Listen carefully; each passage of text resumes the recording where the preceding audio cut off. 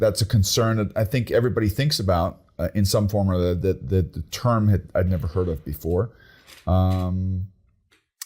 I think the purpose of LinkedIn is when I, for example, do social media. I still believe that when I write a blog, I think it's still important that I write it, that it's my thought, that I might get some pointers or some structure from ChatGPT. But I think the purpose of real communication, and maybe I'm old school, maybe that'll change with the new generations, is true connection. And true connection, I think, has to be felt. I'm going to give you a weird example that my wife Monica, but she recently told me something that I found shocking.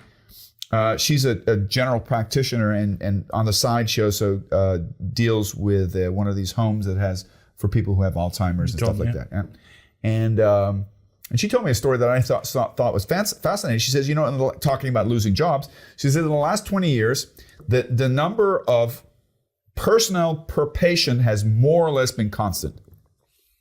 But there's a growing number of patients, and there's a declining number of people who want to do the work. And one of the reasons is because although there's approximately the same ratio of service personnel to patient, they have less time for the patient. The human factor is getting lost. And the reason for it is some crazy, probably some German guy, sorry, German people, decided, EU, that when you change the diaper of an Alzheimer's patient, you have to document everything. You have to measure the stool. You have to take pictures. You have to document everything. So 50% of the work time that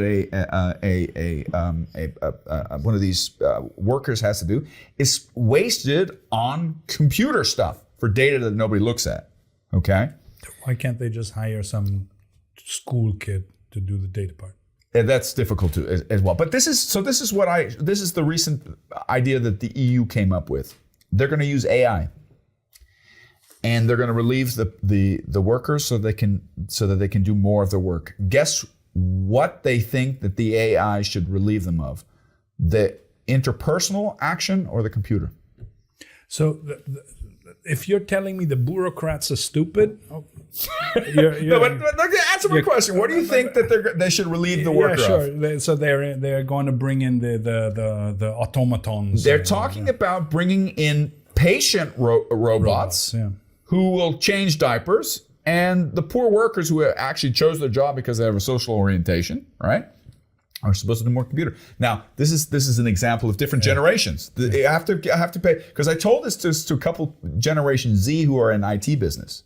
And I said, isn't that terrible? And one of them said, no, I think it's a great idea. And I'm like, what did you just say? I think it's inhumane, because this is what these service providers say. The only thing that an Alzheimer's patient or somebody who's dement actually responds to, they don't respond to language anymore. They respond to smiles, touch, the interpersonal thing. That's what I was basically talking about. And that kind of underlies your theory, is that if we take out the human factor, why do we bother, right?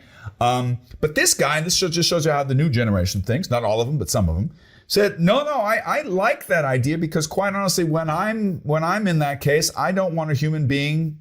I find it gets me it's too personal for me if another human being is going to do the work, right? So that's two sides of an interesting discussion. Does the human factor still matter? Are we going to relinquish all of our work to AI? I think is one of those classical danger things that we see. Honestly, I don't think I'm qualified to. Yeah. I can give you my feelings, but yeah. I told this to a friend of mine who's a professor for economics, and he said, you know what? That fear is not new. Okay, it's since if we go through the different industrialization 1.0, 2.0, 3.0, every time there was a massive shift in the industrialization, there was always this initial fear, and there's kind of a pendulum, and it kind of evens itself out. Who knows? Yeah, who knows? I mean, for sure, a certain degree of bringing in humanoid robots is going to happen. Humanoid robots are clearly growing in use. But I mean, it's not a chance. I mean, we ran out of children in the 80s. So now we're running out of people who do work. Yeah. I mean, anybody who had half a brain in the 80s knew that 30 years later, we won't have 30-year-olds. Yeah. So fine, that's a fact. And so humanoid robots can certainly plug a hole somewhere, probably. But which hole, where, what makes sense, what won't make sense, it's a